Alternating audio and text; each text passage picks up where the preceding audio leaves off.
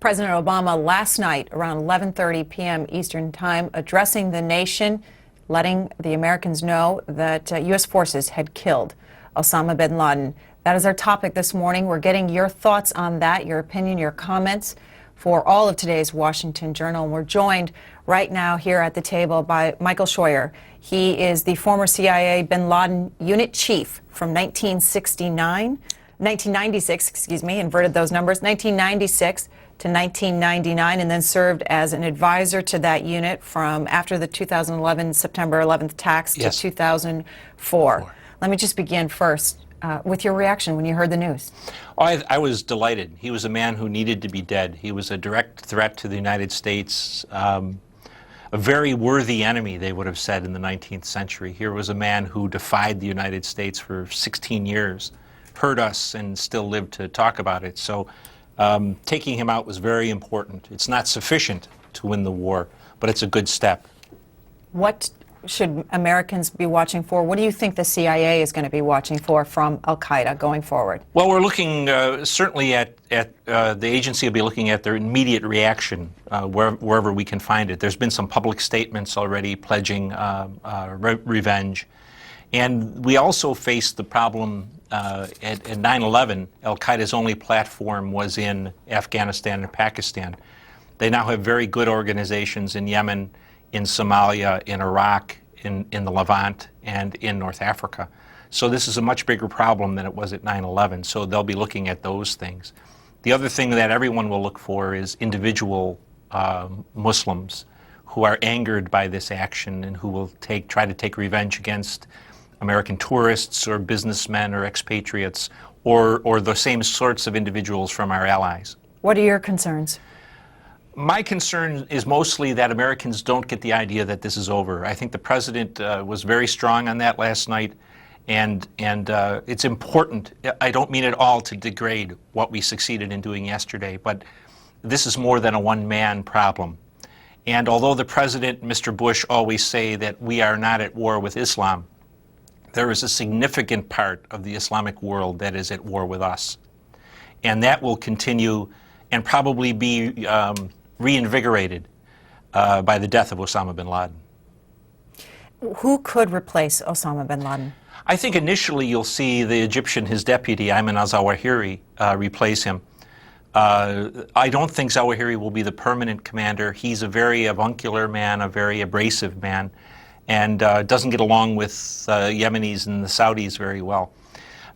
Who might take his place? They've talked about a Libyan named Abu Yahya, who has been very prominent in the religious discussions of al-Qaeda.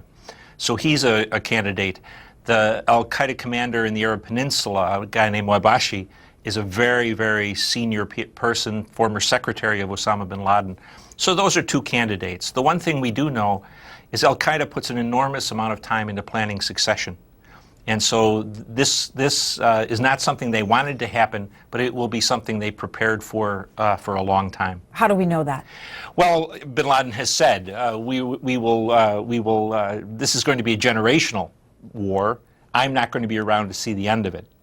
We have seen them consistently. For example, we've killed number 2s and number 3s all over the world, and they announce that the person died, they announce his successor, and they sometimes try to rub our nose in it by putting his curriculum vitae on the internet. So one of the reasons they have survived, first against the Soviets and now against us, is because they do plan for succession.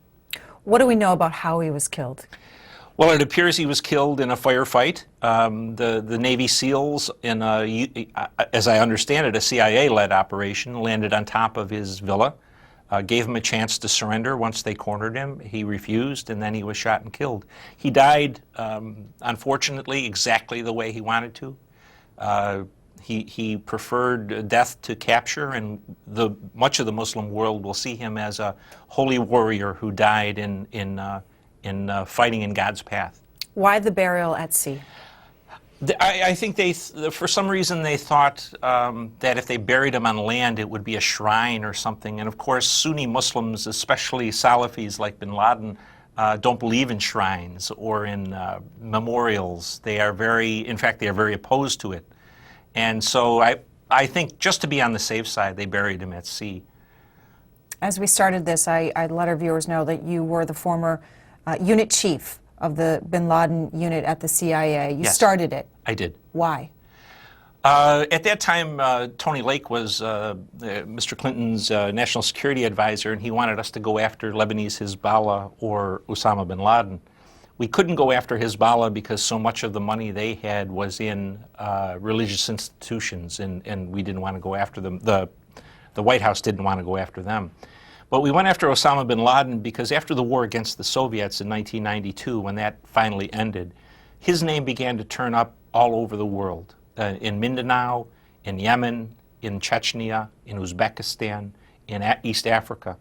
Not that he was in command of all of those places, but he had provided money, training, false documents, rhetoric, sermons that were on tape and were used. And so we set up the unit to decide whether or not he was indeed a threat or just another Saudi spendthrift. And it turned out, obviously, that he was a very hands-on military commander. What type of reaction did you get when you went to your superiors and said, I want to start a whole unit on this guy, and I'm going to name it after him? Well, the request came down from the White House to either go after bin Laden or al-Qaeda. And when they decided on al-Qaeda, I was directed to form the unit. And the order came from above. And so we set up in late 1995 and had some very extraordinary successes, really. Some of my officers were really extraordinary performers, and gave Mr. Clinton 10 different chances to kill him between May of 1998 and May of 1999. And I have kind of lived in fear since then that there would be a biblical justice, in the sense that a lot of times when you don't do something when you have the opportunity, it never comes around again. What goes into a president's decision to make that order, and do you know why President Clinton did not accept that? Well, President Clinton was, one time we had a chance to kill him, for example, but we would have had to kill along with him some princes from the United Arab Emirates that he was visiting. And the prince's father was about to buy $8 billion worth of F-16s, and so the White House decided it was more important to sell those planes than it was to kill Osama bin Laden, even with a couple of dead princes. On other occasions, they were afraid the agency would be accused of assassination. They were always afraid of the media and the Europeans. The Europeans will think we're cowboys. And it's not only a Democratic problem. Mr. Bush acted the same way in many instances. Why did it take so long to get to this point? Well, I think the primary reason is Mr. Rumsfeld's decision to put what he called the light footprint into Afghanistan. Afghanistan is bigger than Texas, and it has the highest mountains on earth. And we have right now 100,000 troops in Afghanistan. 1 in 3 are shooters, so on any given day we have 35,000 combat troops. They're supposed to keep Mr. Karzai in power, build a democracy, rebuild the economy, build a transportation and communications infrastructure from scratch, defeat the Taliban, and eradicate heroin, and in their spare time go after Osama. So it was a lack of human resources. Let's get to phone calls here. Stephen in College Park, Maryland. What are your thoughts on this morning, Stephen? Go ahead. Yes, there's only one sensible, just, and deserving fate for his body. What they should have done with his remains is to desecrate it, i.e., basically feed it to wild pigs or spread it in a pig farm lagoon somewhere in North Carolina to show these Muslims to followers what it means to fight us and who is the boss. All right. But unfortunately, we're not doing that. It's unfortunate. Stephen, that's your opinion. Michael Scheuer, what about stoking the fire and the concerns that some have put in the papers today that, as you said, this is what Osama bin Laden wanted? I think that they did the right thing in burying him at sea or on land. To desecrate the body would have made us feel good, perhaps, or we might have been amused by it, but it would have invoked great anger in the Muslim world, even among Muslims who are not at war with us. Let's go on to Lancaster, California. Tony, you're next. Hi, I just have a quick question. I just have a question for those who call questioning the burial at sea. I want to know, where do they think he should have been buried? In the United States? And do they understand the ramifications of him being buried in someone else's country? Thanks. Michael Scheuer, that was part of the AP reported that there would have been difficulty in finding a country who would have accepted his remains. Yes, in fact, and they did ask, as I understand it, they asked the Saudis to take him back, and they wouldn't take him back. So I thought it was an unusual decision when I first heard of it to bury him at sea, but more as I think about it, I think it probably was a good idea. Although now we'll have all kinds of people, the conspiracy folks saying, well, they buried him at sea because they didn't want to see the body, and he's really not dead. So, do you suspect that there'll be pictures coming forward? I'm afraid they probably will have to release some pictures to satisfy people in the United States. I'm not sure it's a very good idea or necessary. But why not? Well, a lot depends on how he looks, in a sense. When a man dies fighting as a mujahideen, if he looks composed and calm in his death, it's a tradition in the Muslim world that he was truly fighting in God's way. If bin Laden is all shot up and messed up, maybe it'd be a good idea to use it because to use the pictures, because he would be seen as perhaps not being fighting in God's way. And they showed Saddam Hussein's pictures after he was killed. Yes, it really doesn't advance the game at all, but it kind of, I guess, satisfies a lot of people to see the actual evidence. Let's go next to Mississippi. Janie, morning. Good morning. Am I on? You're on the air. Okay. Greta, first I want to say that you're doing a great job. To the lady who called and dressed you down this morning, I do not agree with her at all. I thank God for C-SPAN. I'm an avid viewer of C-SPAN, and if I'm afraid I'm oversleep, I set my recorder. Anyway, I have been up all night, have not slept a wink. I've been rejoicing with the crowds in the street.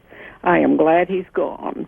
He can no longer be a threat to us. I believe the chapter has been closed, but I don't think the story is over because I believe there probably will be retaliation from his people. But I just want to commend the special forces and our president for a job well done. All right. We heard a little bit from phone calls this morning. We talked to Senator Joseph Lieberman, chairman of the Homeland Security Committee. We also talked to former CIA Director General Hayden about the special ops team that went in. Can you talk a little bit about that a little bit more? Well, apparently there were 40 special operations officers from the Navy SEALs who went in and actually landed on top of the building and cornered Osama bin Laden and several other people, apparently one of his adult sons also. And no one wanted to surrender, so they all ended up dead. It strikes me, given the time in which it took to develop this operation, that the SEALs probably were very well practiced on this.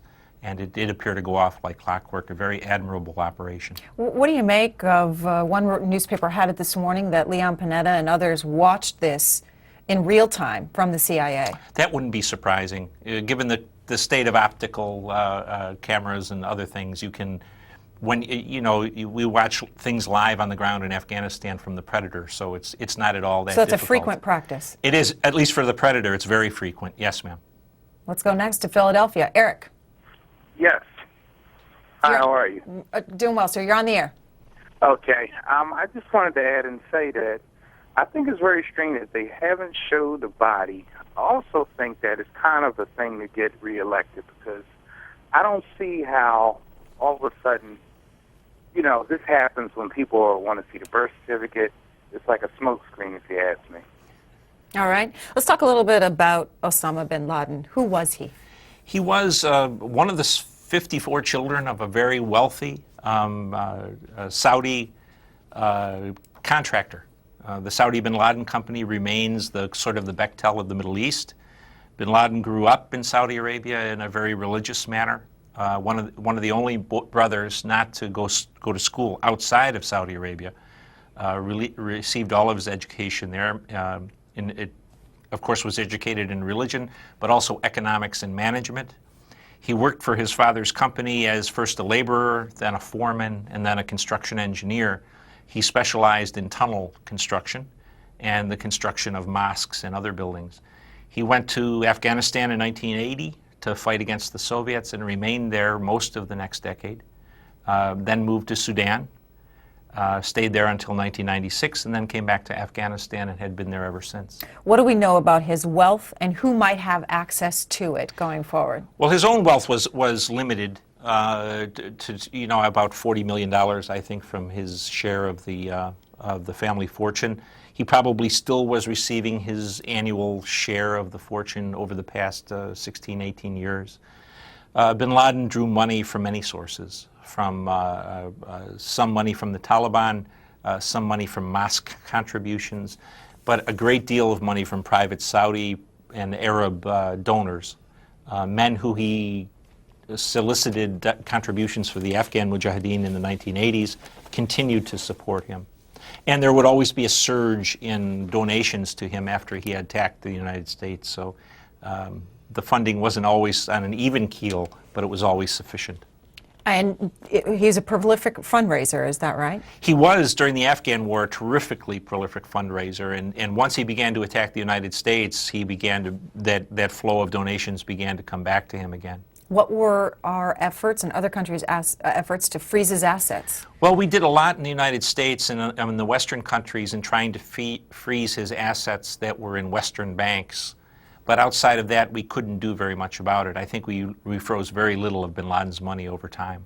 Here, a statement was put out by former President George W. Bush. The Washington Post has the quote here. They said, "This momentous achievement marks a victory for America, for people who seek peace around the world, and for all those who lost loved ones on September 11th, 2001. The fight against terror goes on, but tonight America has sent an unmistakable message. No matter how long it takes, justice will be done." Let's go to Clearwater, Florida. Brenda, you're next.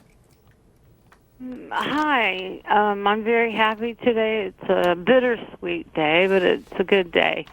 And I just have a question. I've lived near MacDill Air Force Base all my life, and it's Comp Central. I think that's the way you put it. And how safe is it a target? Would it be a terrorist target? I think everything in the United States, whether it's a military facility or a civilian facility, probably has to be considered a target. Being in one place rather than another is not much of a safety measure. I don't think they'll be going up against hard targets anytime soon, like a U.S. military base. They'd be much more likely to go after a softer target, a civilian facility, or perhaps assassinating someone. We'll go to Elkhart, Indiana. Joe, you're next. Yeah, I have a question for Michael. I'm not sure, this is how I see it. When I see people celebrating in the streets, like in Washington and New York and Boston, it almost reminds me of when the terrorists in these countries that hate us are out in the streets burning our flags and dragging our people down the street and the road. I mean, maybe I'm looking at it different, but I think that maybe this is fueling fires for future terrorism. And I don't know, maybe I'm looking at this wrong, but... No, sir, I think you're probably exactly correct. I think it's a natural reaction to be out in the street and cheering, but I think it will be interpreted by the enemy as unnecessary. But at the end of the day, that's just the way it is.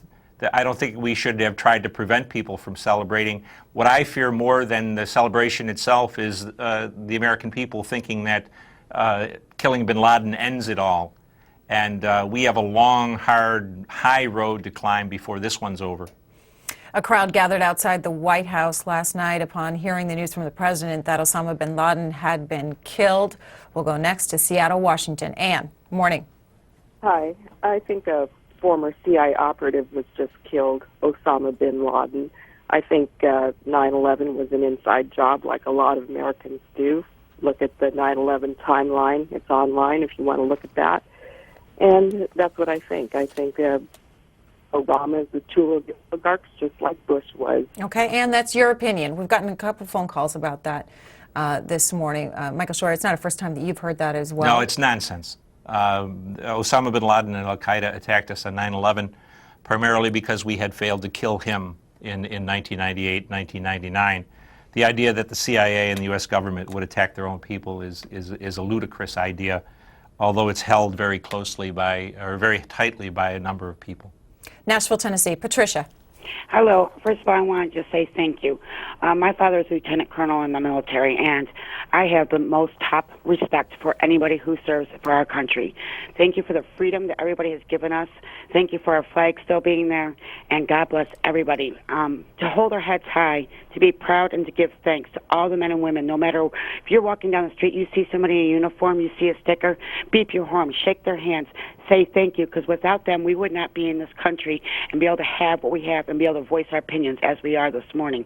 God bless us all, and thank every single one, but keep our guards up, and we'll always be free and safe. Michael Scheuer. I think that's a very good sentiment. The politicians are politicians. The young men and women who serve us on the ground in Afghanistan and in Iraq, along with their brothers and sisters in the intelligence services, really deserve our thanks today. They're understaffed, they're under-resourced, and they have done remarkable work. Reaction out of Saudi Arabia this morning from the AP wires. The country says it hopes the killing of the militant leader and former Saudi citizen Osama bin Laden will boost efforts to fight terrorism. Speak to the relationship that Osama bin Laden had with Saudi Arabia. Well, he was the deadly enemy of the Al Sauds, of the royal family in Saudi Arabia. But as in most things in Saudi Arabia, things are opaque. There were members of the royal family, there were members of bin Laden's family that still supported him. But he was at daggers drawn with the Saudis, had attacked a couple times in the kingdom. The Saudis had cracked down on his organization. But I think the Saudis probably should be prepared for violence in their country as a result of Osama bin Laden being killed, because his followers will want to take revenge not only against the Al Sauds, but against U.S. and foreign presence on the Arabian Peninsula. Is that tied to, or is it separate from the protests that we're seeing a little bit in these countries in the Middle East? Well, it'll be separate in Saudi Arabia. I think most of the protests you're seeing in the Middle East are local at the moment, are directed against Mubarak or Ben Ali in Tunisia. But in Saudi Arabia, the government is not liked very much, and it's regarded as un-Islamic. And certainly one of the things that makes them un-Islamic in the eyes of many of their own people is their animosity toward Osama bin Laden, who is viewed in much of Saudi Arabia as a hero. What impact do you think this could have, if any at all, on the protests or on the situation in Libya? Well, I think in Libya, we're providing air support for people who fought alongside of Osama bin Laden against the Soviets. So that's really a mixed-up situation. In Egypt, we see increasingly the Islamists have a great desire to gain power there. Bin Laden's death will be ridiculed, or not ridiculed, will be applauded by many to satisfy the West, but secretly, or at least quietly, people will regret his passing. He was the only Arab leader who has stood up to the United States and actually hurt us. This is the news out of the Middle East. NATO defends missile strikes in Libya. It says Libyans then attack embassies after deaths reported. That's Baltimore Sun this morning. And then you have this also from the Baltimore Sun in their World Briefing section. Yemeni leader refuses to sign deal to step aside. You have Iran's president denies rift and resumes schedule. And then you also have Syria carries out mass arrests to block protests. Let's go next to Needham, Massachusetts. Donald, you're on the air. Saying that the right-wing extremists who are still fighting the Civil War will not give credit to President Obama. After all, he's a black man. I think, sir, that's a little bit of nonsense. President Obama certainly deserves credit for capturing or for killing Osama bin Laden, but he is also the person who tried to tear down Guantanamo, who ended the CIA's rendition program, both of which now obviously has provided very valuable intelligence that helped to facilitate bin Laden's killing. So I don't think it has anything to do with Osama or Obama being black. There's legitimate criticisms for the president's conduct of foreign affairs, just as there was for President Bush. What about the role of Pakistan in this? What are your questions? I don't have any questions in the sense the Pakistanis have interests that are very different than ours. And the best thing about killing Osama bin Laden is for a long time we've depended on others to do our dirty work, whether it was Yemenis or Pakistanis. The Pakistanis were never going to do it. So the fact that we stepped up and did it is a very, very good sign for the American people. If we're going to win this war against those parts of the Muslim world that are at war with us, we're going to have to do it ourselves. There's not going to be a proxy who steps in and does it. What do you think this means for intelligence coming out of both Pakistan and Afghanistan? Well, I think we will continue to collect intelligence. I think it will be very difficult for the Pakistani government to continue to operate as closely with us as they have in the past. Again, their interests are very different than ours, and they're also fighting a civil war in their own country, which was based, which emanated primarily from their support for our effort in Afghanistan. Let's go next to Quincy, Illinois. Kim, you're up. Hi. I just have a response to the question. Well, they brought up the subject about Osama's people not being quite happy with the way that he was buried at sea. They wanted something more respectful, I guess, for him. I was thinking about all the beheadings that they offered our people and our American citizens and all over the world, and I don't see much dignity in that. I think that's pretty equal, you know. And Okay, Michael Scheuer. Yeah, we live in a pretty politically correct world. The U.S. government wanted to treat him according to Islamic law or custom by burying him within 24 hours, and they decided to do it at sea. Again, it won't be appreciated much in the Islamic world, but I don't think it really matters. We're at war after all, and at times you have to offend people if you're going to fight a war. We'll go to Fort Washington, Maryland. Gloria. Good morning. Morning. And thank you very much for your program.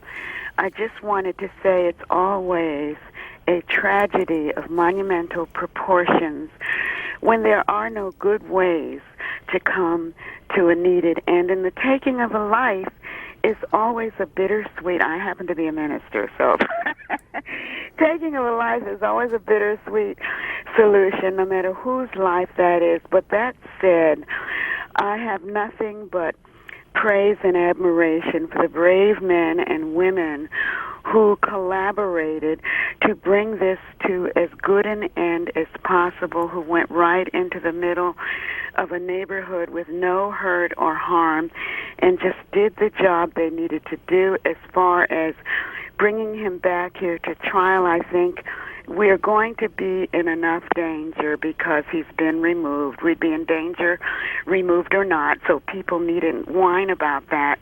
That was inescapable.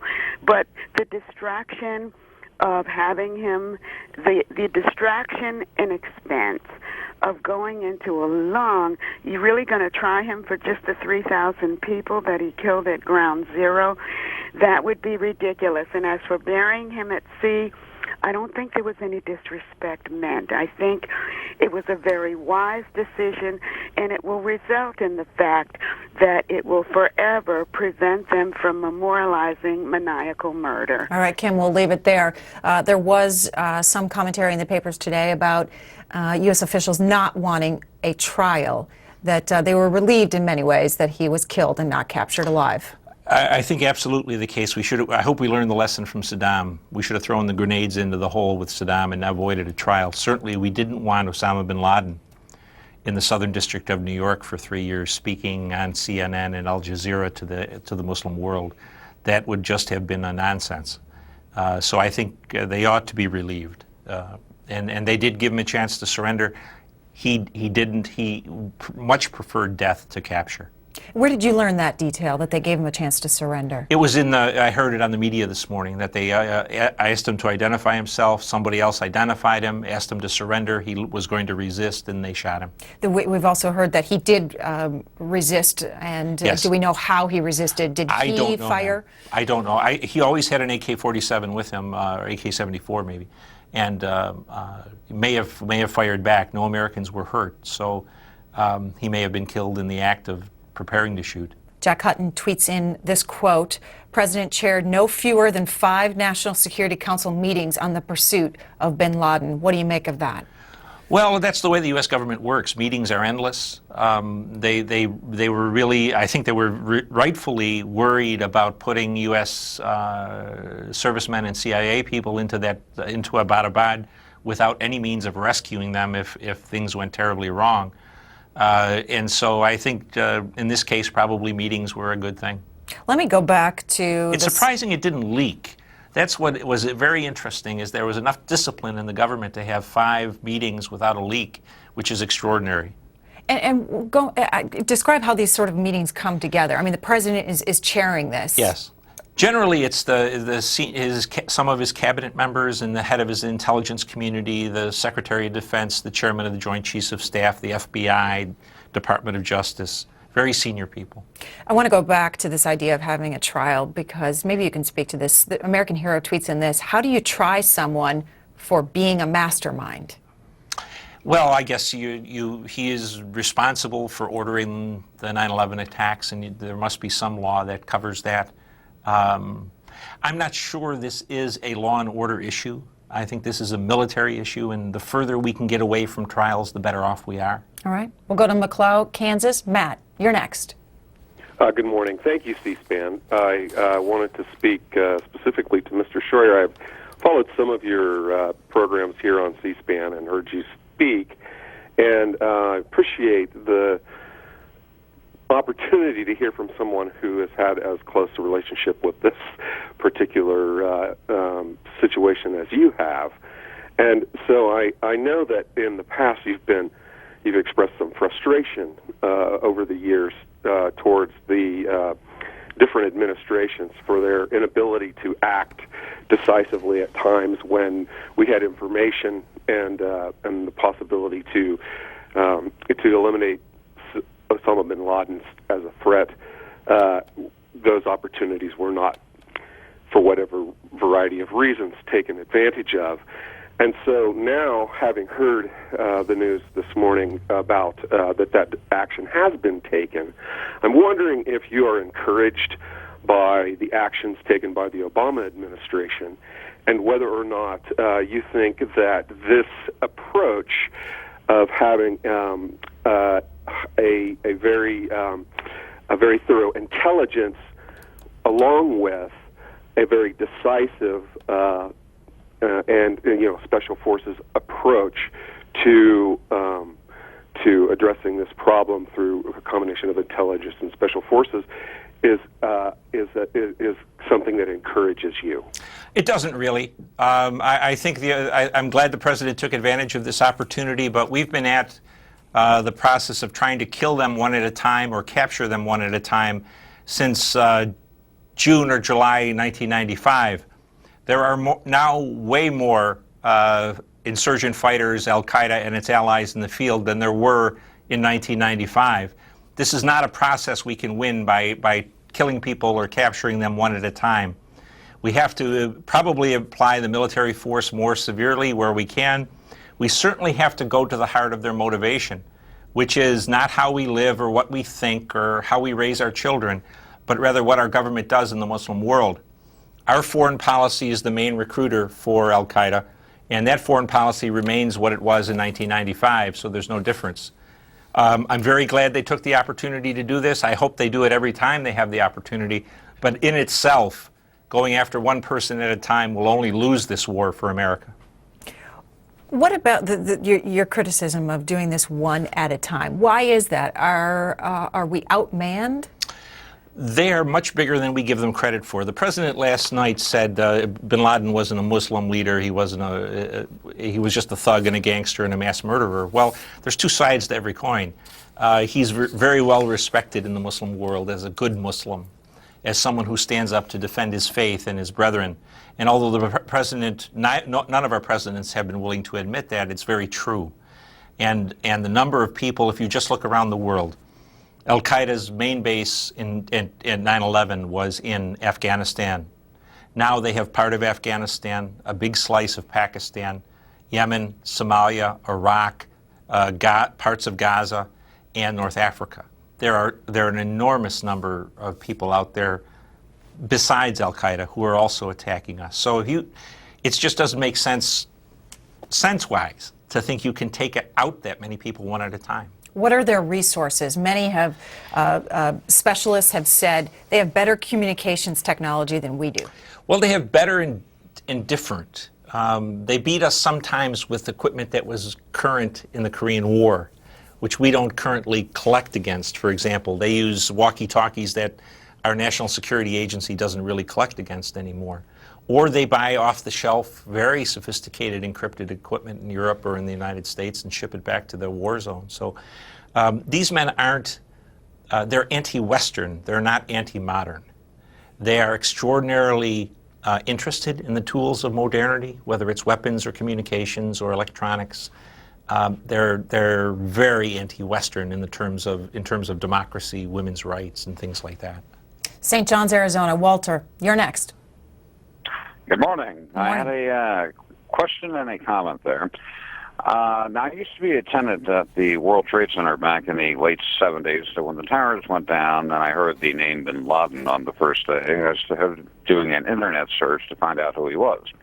I came across the congressional expense record back during the Afghanistan war with Russia, and I noticed that the CIA was paying bin Laden between $26 to $30 million a month in providing him with Stinger missiles and so forth.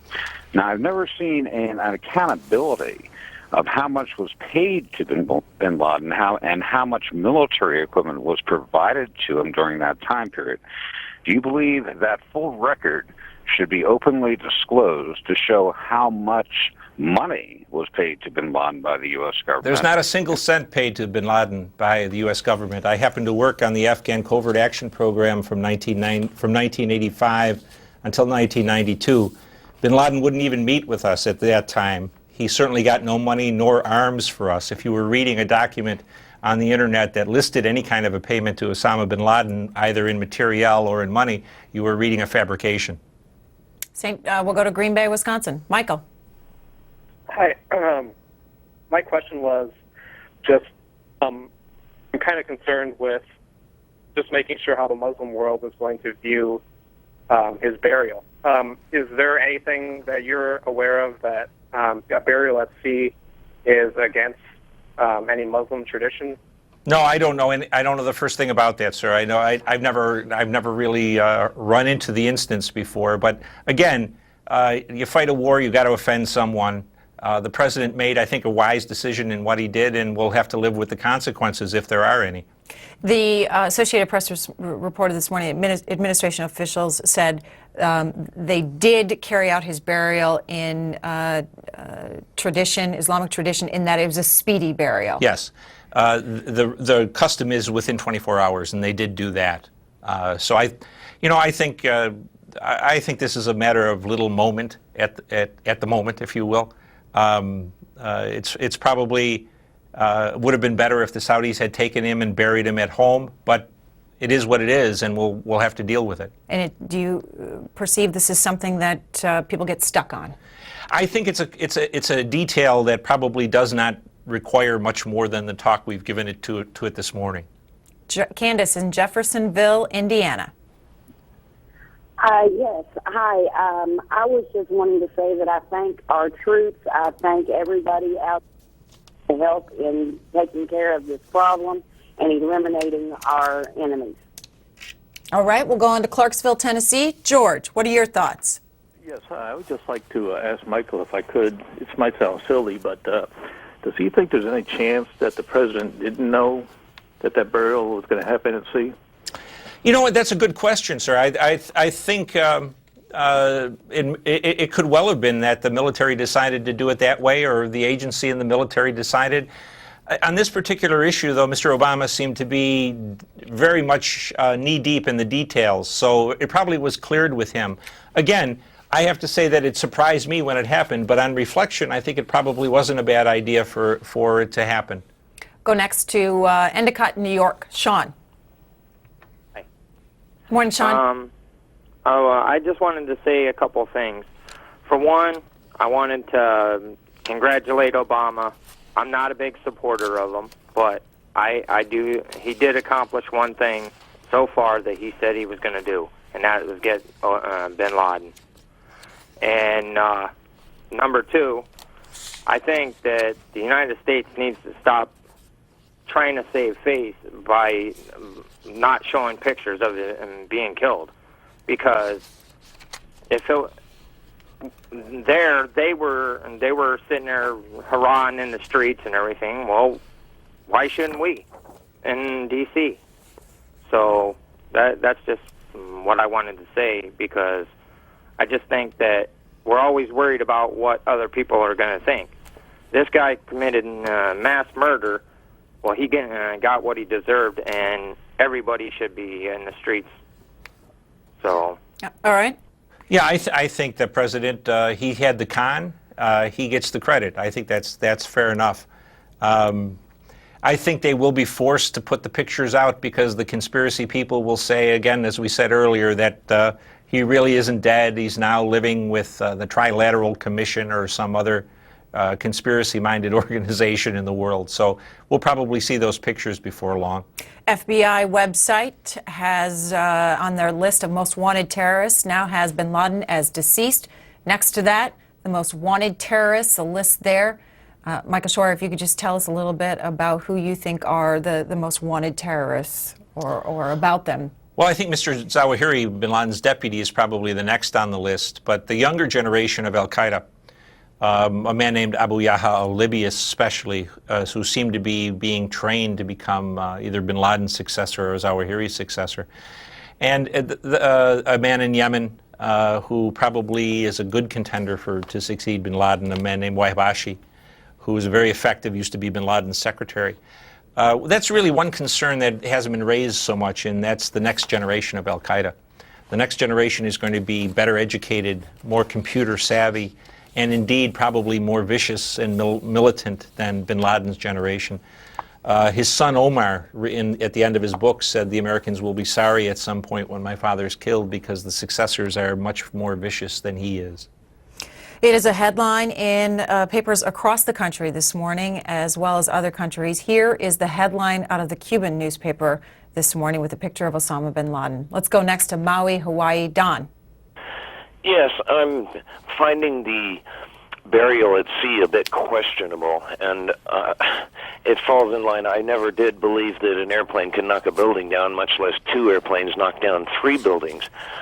What I'm really concerned about, and I'm wondering, Michael, if you can help me, is are you aware to the degree of which our government has been saturated with dual national Israelis and Jewish people? And we're going to leave it there, Don. I don't know if you want to answer that question. He didn't get to a question there. Well, let's talk about the evidence of because it's a phone call we've heard about the government being involved in the September 11th, 2001 attacks. What evidence points to the airplanes going into that building? I mean, it's obvious, but I think the evidence is I saw it on television. I've seen videotapes of it. I've seen the results of it. Most of the people who say that it couldn't have happened because of the airplanes are engineers or some other kind of people who are experts. Well, you never say never about anything. If you can argue with what you saw on television on the 11th of September, then you should go argue with someone who tends to believe the same thing as you do, because it didn't happen that way. And what about the intelligence of those people that hijacked the airplanes? Well, clearly we didn't have enough intelligence at that time, but they were all members of al-Qaeda. After the fact, their last wills and testaments, some of them have been released. There's still more to come. There's really no ground at all to assume that it wasn't al-Qaeda. We knew as early as 1995 that they were thinking about using airliners as bombs, specifically against CIA headquarters at Langley. So I don't think there's any evidence on the side of the conspiracy people, at least that I would accept. Bishop in Detroit, you're up next. Yes, I have a couple of comments. Please let me get through, because this guy has had plenty of time to spew the corporate talking points. And the first thing I want to speak on is that I've had personal experience with the system and how they operate. They killed Imam down in Detroit, and then they immediately came on all the news stations lying about him. We knew him personally, and all the things they were saying about him were lies. And then you look in the indictment. It was nothing in the indictment that they were spewing on the TV. Secondly, I don't see the Muslim terrorists with plants or invading other countries or creating not plants, but these bases. We have military bases all over the world. We've invaded countries just like Germany did after they burnt down the Rostock as a false flag operation. We had the 9/11, then we just immediately started invading all these people. And of course, if somebody came, I say this, if they're going to come here and do something, I'm a vet. Let them come here. You know, I don't think anybody can come here and do anything. All right, Bishop, that's your opinion. We'll go to Barry in Savannah, Georgia. Go ahead, Barry. Yes, I was wondering, why do we allow ourselves to continue in business with these countries that harbor these people? If we know of all the different people and where they're at, we're obviously watching them, but we're not killing them, we're just watching them. Why are we allowing these people to continue hosting them? Michael, let's take that point. It's a point that escaped me over the course of my entire career, sir, but that's the way the U.S. government works. We somehow assume that everybody's foreign policy is the same as ours, and so we're very patient with them. But clearly the Pakistanis, their interests are different than ours. The Saudis have different interests than ours. We've just got into the habit of trying to believe that everyone thinks the way we do and wants the things that we want. And unfortunately, that's not the way the world works. And perhaps we need to do some waking up and maybe a little bit of growing up. Because again, if we don't take care of ourselves, there's no one out there that's going to do it for us. Michael Scheuer, I want to thank you for spending some time with us this morning and answering our phone calls. I think you said at the beginning before we went live that you're working on a book on... I just finished a book, a biography of Osama bin Laden, as a matter of fact. It was published by Oxford in February. And so people can get that book. What's the title? It's just called Osama bin Laden, and it goes through his life, and it tries to explain where the movement was going and where it would go after he was gone. Well, thank you very much for helping us try to understand this evolving story on the death of Osama bin Laden, killed by U.S. forces. Thank you very much.